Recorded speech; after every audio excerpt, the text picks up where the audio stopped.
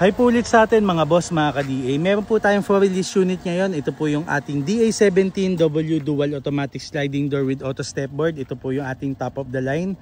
So kung mapapansin nyo po yung ating front grille, ayan, pinamat black na po ni owner. Pati yung ating headlight cover, ayan, dumating yan, kasama na.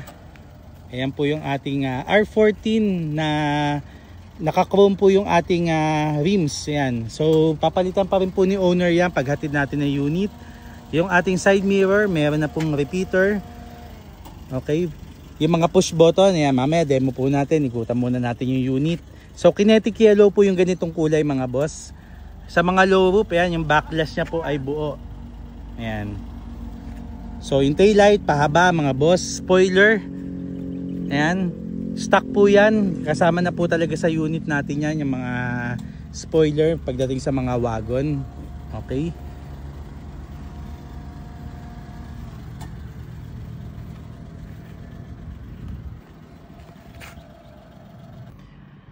Sa atin naman pong power sliding door, ito po yung ating remote key. Ayan, left and right working.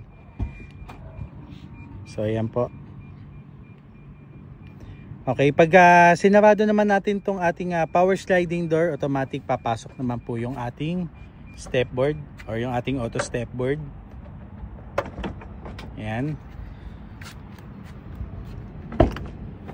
So ito naman yung ating interior. Okay, push button naman po tayo sa ating mga sliding door.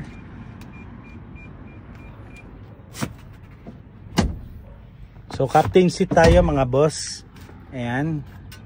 So pati din po dito sa ating unahan, may armrest naman yan. Okay. So yan po yung ating dashboard. So additional lang ating buyer itong ating Lenovo dashcam Conway OBD2. Ayan, yung ating 9-inch Android head unit. Yung ating frame, ayan, para sa ating 9-inch. So additional po itong ating push button na gas opener. Ayan, electronic po yan mga boss.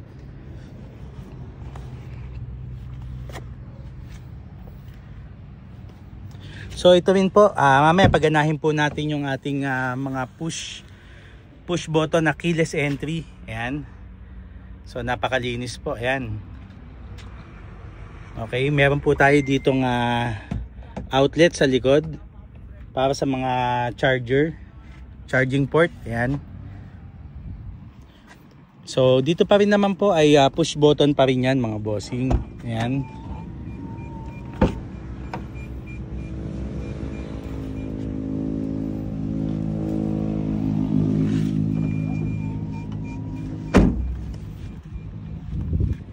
So 3-layer headlight po pala mga boss ang ating DA17W na dual automatic sliding door. May kasama na siyang fog lamp. Yan, stock po yung kanyang fog lamp. Okay, so discuss ko naman po sa inyo yung ating keyless entry. Yan, so may RBS po pala itong mga ganitong unit mga boss.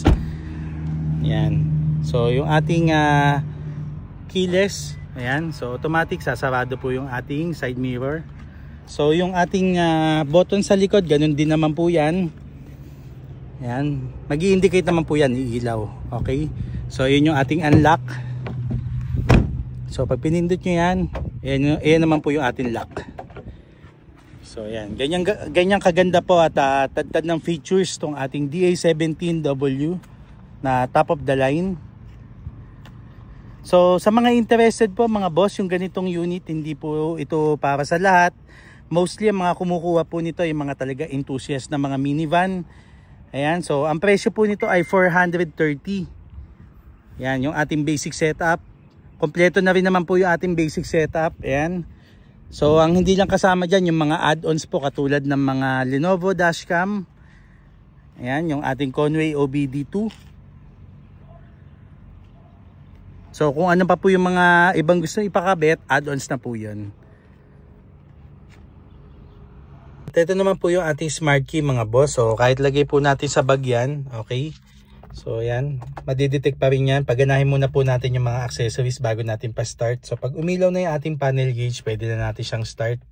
So tapak tayo sa preno, okay. So dito naman po yung ating aircon. Ayan. So may controller naman yan. Pwede nating adjust is 22 yung ating advisable na temperature. Okay, so pwede pa naman po ibaba, depende sa panahon. Kung mainit, pwede natin ilagay sa 18 yung pinakasagad po niyan mga boss.